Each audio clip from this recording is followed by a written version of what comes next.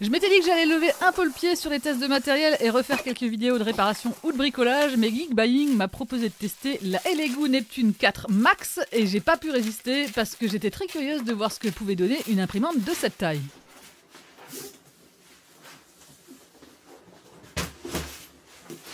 Et là, la vache, le truc est énorme et assez lourd.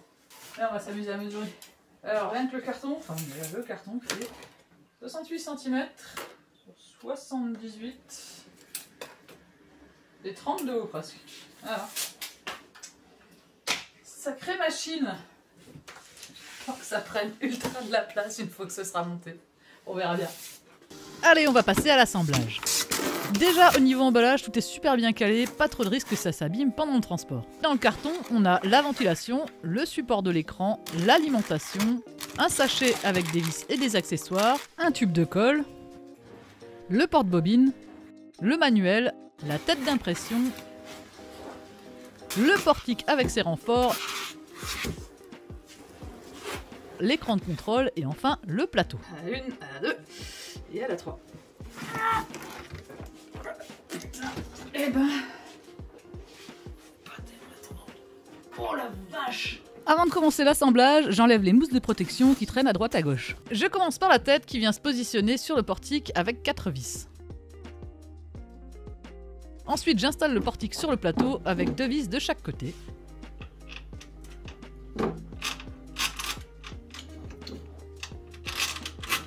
Puis je passe au support de l'écran et au branchement de l'écran.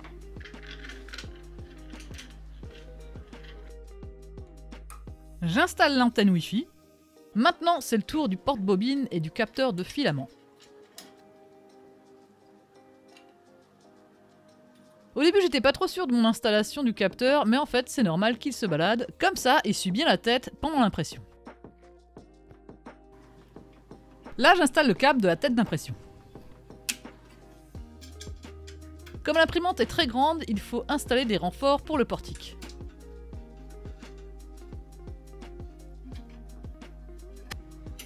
On y est presque. Encore les ventilateurs à mettre en place.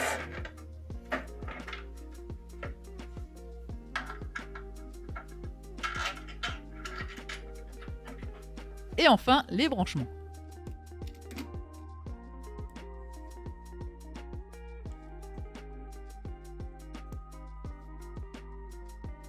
Comme vous le voyez, l'assemblage est vraiment très simple et se fait rapidement. Avant de commencer à utiliser l'imprimante, je vais vérifier la version du firmware. C'est bien le firmware le plus récent, donc j'ai pas besoin de mettre à jour la machine. Maintenant, il faut que je fasse la mise à niveau du plateau, même s'il y a de l'auto-leveling, il est partiel. Le plateau étant très grand, il faut quand même le régler manuellement avec les molettes et une feuille de papier. Pour ça, je suis les instructions à l'écran. Le but ici, c'est de régler la hauteur de façon à ce que le papier puisse glisser, mais que l'on sente un peu de friction. Quand c'est bon, je valide et l'imprimante passe au point suivant.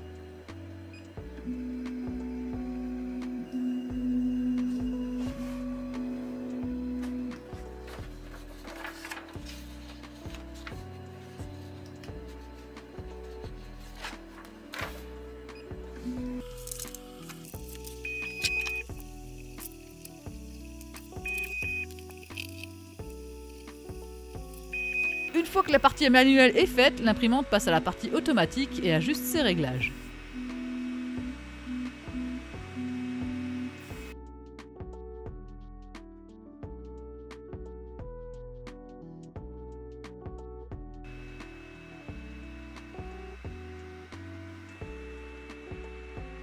Pour mon premier test, je vais utiliser l'échantillon de filament fourni avec l'imprimante.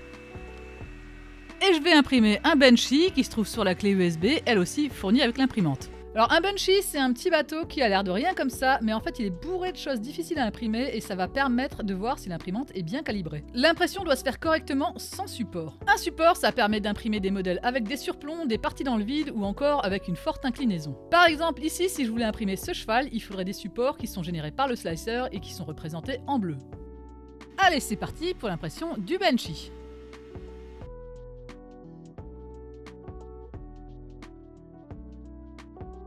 Le Benchy sort très bien, même s'il y a un peu de stringing. Pour la suite des tests, j'ai décidé de refaire un système d'organisation murale que j'avais déjà imprimé lors du test de la Ender V3. Le projet est disponible sur Printables et s'appelle le Honeycomb Storage Wall.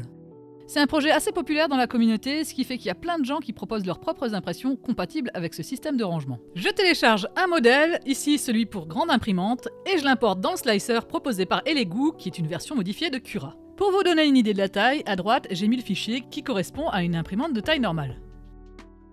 Le slicer, c'est ce qui va permettre de convertir mon fichier 3D ici en STL en fichier d'instruction spécifique pour mon imprimante qui s'appelle le G-code.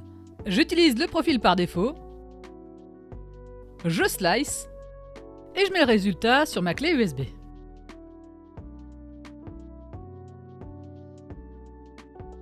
On peut aussi envoyer l'impression via le Wi-Fi. Pour ça, je lance un navigateur, je rentre l'adresse IP de l'imprimante et j'arrive sur l'interface de Fluide. Ici, je peux uploader mon fichier G-code et lancer l'impression.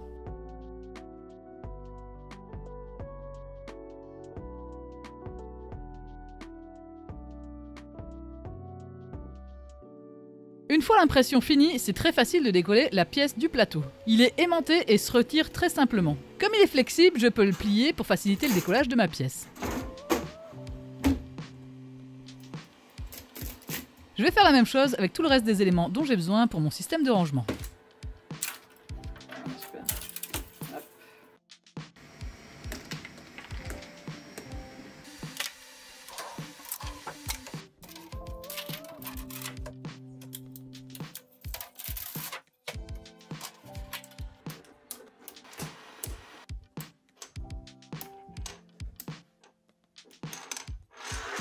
Une fois tous les éléments imprimés, je mets en place le système de fixation murale.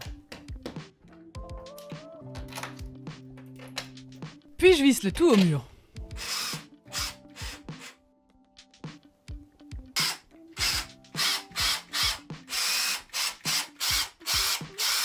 Et maintenant, je mets en place les différents éléments. Par moment, il faut quand même utiliser un marteau parce que ça s'enfonce pas très facilement.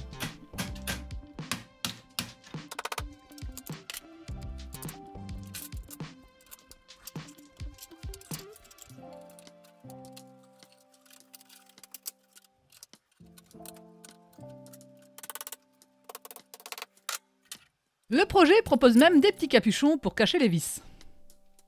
Là, je vous montre le résultat final, mais en fait, pendant l'impression des grilles, j'ai eu quelques soucis. La première impression de la grille blanche est passée nickel.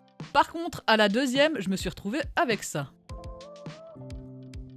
J'ai relancé une impression et tout s'est bien passé. Avec le filament noir, je me suis retrouvé avec l'imprimante bloquée avec ce message d'erreur. Au début, j'ai pensé que c'était un problème de clé USB, j'ai aussi refait un nivellement du plateau, mais rien à faire. J'ai fini par slicer à nouveau le fichier et là, c'est passé nickel pour les deux grilles noires. C'est assez bizarre, j'avoue que je comprends pas vraiment ce qui s'est passé, surtout qu'entre le blanc et le noir, c'était toujours le même G-code. Il avait fonctionné avec le blanc, mais pas le noir. Le nouveau G-code a fait l'affaire. Heureusement, c'est le seul souci que j'ai eu pendant tous mes tests.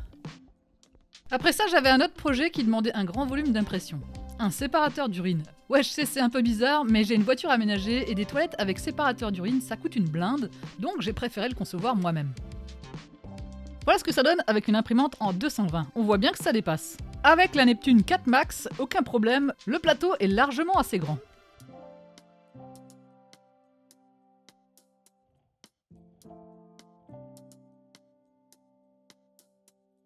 L'impression se fait sans problème et le résultat est vraiment costaud.